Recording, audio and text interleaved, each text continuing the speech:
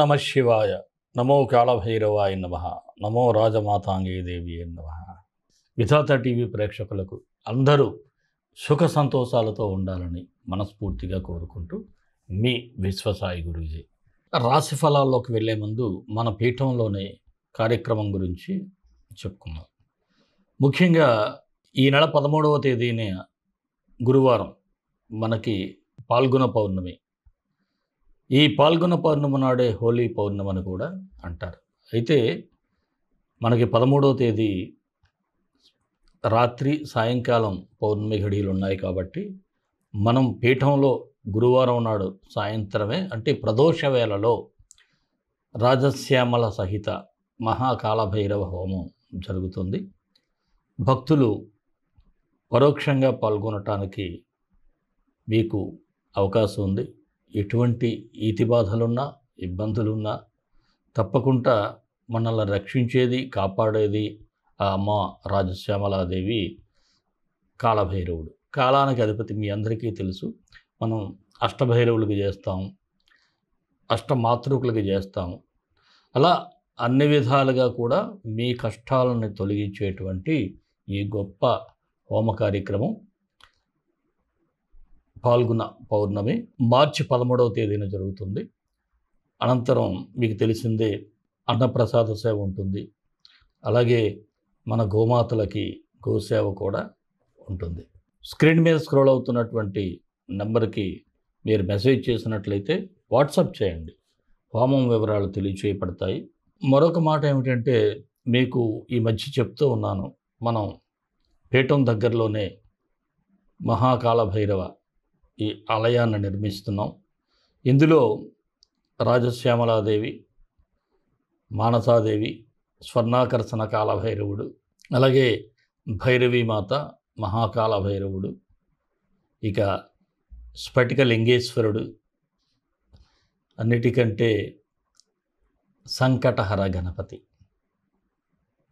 ఇంత గొప్ప ఆలయాన్ని నిర్మించబోతున్నాం. నేను మీ వంతు సహాయ సహకారాలని కోరుతున్నాను. ఈ ఆలయం కోసం మీ అందరూ కూడా తలకు చెయ్యి వేసినట్లయితే అద్భుతంగా ఈ ఆలయం తయారవుతుంది. టెంపుల్ కోసం డొనేట్ చేయాలి అనుకుంటే మీరు ఈ స్క్రీన్ మీద స్క్రోల్ అవుతున్నటువంటి నెంబర్కి టెంపుల్ గురించి మీరు మెసేజ్ పెట్టినట్లయితే తప్పక దీని వివరాలు తెలియచేయబడతాయి. మీ అందరూ కూడా ఈ యొక్క నిర్మాణంలో భాగస్వాములు అవ్వాలని మన సబ్స్క్రైబర్స్, ప్రేక్షకులు ప్రతి ఒక్కరూ కూడా మీ అందరి యొక్క చేయూత అందించాలని మనస్ఫూర్తిగా కోరుకుంటూ, మరి రాశి ఫలాల్లోకి వెళ్ళే ముందు ఒక చిన్న మాట. ప్రతి వీడియో కూడా మీరు లైక్ చేసి నన్ను ముందుకు నడిపించండి. అలాగే ఎవరైనా మన ఛానల్ సబ్స్క్రైబ్ చేసుకోకపోతే సబ్స్క్రైబ్ చేయండి. మీ బంధు మిత్రులందరికీ కూడా మన వీడియోస్ని షేర్ చేయండి. రాశి ఫలాల్లోకి వెళ్ళిపోదాం. మీనరాశి మార్చి 16 నుంచి 31 వరకు మీనరాశి వారికి ఎలా ఉంటుంది? మీ రాశిలోనే 4 గ్రహాలు సంచరించడం అనేది కాస్త మిశ్రమ ఫలితాలే గోచరిస్తూ ఉన్నాయి. ఏదైనా ఉత్సాహం తగ్గకుండా కాస్త కాన్ఫిడెంట్గా మీరు పనిచేసినట్లయితే మీరు అనుకున్నటువంటి గోల్స్ని సాధించే పరిస్థితులు అయితే ఉంటుంది. ఏదైనా ఒక పని చేసేటప్పుడు మాత్రం 1కి 4 సార్లు ఆలోచించాలి. లేకపోతే కొన్ని విమర్శలు కూడా మీరు ఎదుర్కొనేటువంటి ఛాన్సెస్ అయితే ఉంటాయి. ఏదో ఒక రకంగా మిమ్మల్ని క్రిటిసైజ్ చేయాలి అనుకునేవారు ఉంటారు. జాగ్రత్తగా ఉండండి. అలాగే కొన్ని నిర్ణయాలు తీసుకునేటప్పుడు కూడా కాస్త కన్ఫ్యూజన్ స్టేజ్లో ఉంటారు. ముందుకు వెళ్ళాలా, వెనక్కి వెళ్ళాలా, ఏం చేయాలి అనేటువంటి ఆలోచనలు అయితే ఉంటాయి. అలాంటప్పుడు మాత్రం దానికి సంబంధించినటువంటి ఎక్స్పర్ట్స్ కానీ పెద్దల సలహాలు కానీ తీసుకోండి. ఇక ఏదైనా ఒక కార్యక్రమం చేపట్టినప్పుడు సమయానికి ధనం అందకపోవటం, పాపం అంతా మీ ప్రణాళిక అంతా చక్కగా ఉంటుంది. ప్రణాళికను శుభ్రంగా అంటే మీ ప్రణాళిక అంతా చక్కగా ఉంటుంది. మీరు ఒక రూట్లో వెళ్తూ ఉంటారు. కాకపోతే కావలసినటువంటి అమౌంట్ అయితే సమయానికి చేతికి అందకపోవటం కాస్త నిరుత్సాహాన్ని అయితే కలిగిస్తూ ఉంటుంది. ఇక్కడ కొద్దిగా మీ ఎఫర్ట్స్ అయితే పెంచాలి. ఇక ఆర్థికంగా చూసినట్లయితే ఒడిదుడుకులు అయితే ఎక్కువగా కనిపిస్తూ ఉన్నాయి. అలాగే ఇరుగు పొరుగు వారి నుంచి కూడా చిన్న చిన్న మాట విభేదాలు కూడా ఉంటాయి. ఇక జీవిత భాగస్వామితో ఎప్పుడైనా గతంలో మీకు మనస్పర్ధలు ఉంటే అవి తొలగించుకునే ప్రయత్నాలు చేయండి. అలాగే సంతానానికైతే మీ యొక్క పిల్లల కోసం మీరు కొంత సమయం కేటాయించాలి, లేకపోతే ఇబ్బంది పడతారు. అలాగే ప్రయాణాలు ఏవైనా ఉంటే వాయిదా వేసుకోవటం మంచిది. ఇక నూతన గృహం కోసం ప్రయత్నాలు చేసేవారికి కాస్త ఆలస్య సూచనలు అయితే ఉన్నాయి. రుణ ప్రయత్నాలు చేయటం అంత మంచిదైతే కాదనే చెప్పాలి. స్థిరాస్తుల వ్యవహారాల్లో ఆచితూచి వ్యవహరించాలి, లేకపోతే నష్టపోయే ప్రమాదం ఉంది. ఇక వివాహ ప్రయత్నాలకు కూడా ఆటంకాలు, ఎవరో ఒకరు మీకు అడ్డుపుల్ల వేయటం ఇలాంటివి జరుగుతూ ఉంటాయి. విదేశీ ప్రయత్నాలు అయితే కలిసి వచ్చే సూచనలు ఉన్నాయి.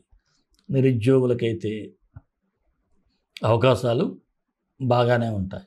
రాజకీయ నాయకులకైతే అనుకూలంగా ఉంది. మీ ప్రత్యర్థులకి మీరు కాస్త చెక్ పెట్టే ఛాన్సెస్ ఉన్నాయి. వారి ఎత్తులకు పై ఎత్తులు వేస్తారు. ఉద్యోగస్తులకైతే పని ఒత్తిడిని అధిగమించడం ఒక సవాలుగా మారిపోతుంది. కాస్త ఓపిక సహనం చాలా అవసరం. వ్యాపారస్తులకి బాగున్నప్పటికి కూడా వచ్చిన లాభం కూడా మరోవైపు వెళ్ళిపోతుంది. ఏదో అంటారు చూసారా, నోటి వరకు వచ్చి నోట్లోకి వెళ్ళకపోవటం, ఇలాంటివి కాస్త ఇబ్బందులు అయితే ఉంటాయి. నూతన పెట్టుబడులకి దూరంగా ఉండటం మంచిది. షేర్ మార్కెట్ అయితే స్వల్ప లాభాలు కనిపిస్తూ ఉన్నాయి. కళాకారులకైతే చిన్నపాటి అవకాశాలు అయితే ఉంటాయి. ఇక ఆరోగ్యపరంగా కాస్త శ్రద్ధ పెట్టండి. పొట్టకు సంబంధించినటువంటి సమస్యలు అయితే కనిపిస్తూ ఉన్నాయి. విద్యార్థులు కూడా చదువు మీద ఫోకస్ చేయాలి. మీ మనస్సుని, మీ బుద్ధి కంట్రోల్ చేసేటట్టుగా చూసుకోండి. ఈ రెండింటికి సమన్వయం చేసినట్లయితే మీరు ఎడ్యుకేషన్ మీద ఫోకస్ పెట్టగలుగుతారు. అలాగే ప్రేమికులకు అనుకూలంగానే ఉంది. మరి ఈ రాశి వారికి 19, 24, 25 తేదీలు అయితే సానుకూలంగా ఉన్నాయి. 18, 20, 27 తేదీలు మాత్రం కాస్త నిదానంగా వ్యవహరిస్తే సరిపోతుంది. మీనరాశి వారికి మరిన్ని మంచి ఫలితాల కోసం విశ్వగురువు సక్సెస్ మంత్రాలు పఠించండి, విజయాలు సాధించండి. ఈ రాశి వారికి రవి బుధ గ్రహాలకు మంత్రాలు చదువుకుంటే సరిపోతుంది. ఓం నమో భాస్కరాయ మమ సర్వగ్రహ పీడా నాశనం కురు కురు స్వాహ. ఓం గజధ్వజాయ విద్మహి సుఖహస్తాయ ధీమహి తన్నో బుధ ప్రచోదయాత్. ఈ 2 మంత్రాలు డిస్క్రిప్షన్లో ఇస్తాను. ఒక్కొక్కటి 19 సార్లు ఉదయం, 19 సార్లు ప్రదోష వేళలో చదవండి. అద్భుతమైన ఫలితాలు ఉంటాయి. మరి మన ఇష్టదైవం కాళభైరవుడు, కాళభైరవ గాయత్రి. కాళకాళాయ విద్మహే కాళాతీతాయ ధీమహి తన్నో కాళభైరవ ప్రచోదయాత్. ఈ మంత్రాన్ని కూడా ప్రతినిత్యం ఉదయం సాయంత్రం 18 సార్లు చదవటం. అవకాశం ఉంటే మన హోమంలో పాల్గొంటే ఏదైతే అబ్స్ట్రక్షన్స్ మీకు ఉన్నాయో అవన్నీ తొలగేటువంటి పరిస్థితులు ఎక్కువగా ఉంటాయి. మరి సర్వే జనా సుఖినో భవంతు, లోక సమస్త సుఖినో భవంతు. దేశం కోసం, ధర్మం కోసం, భారతీయ సంస్కృతి విలువల కోసం పాటుపడదాం. స్వస్తి.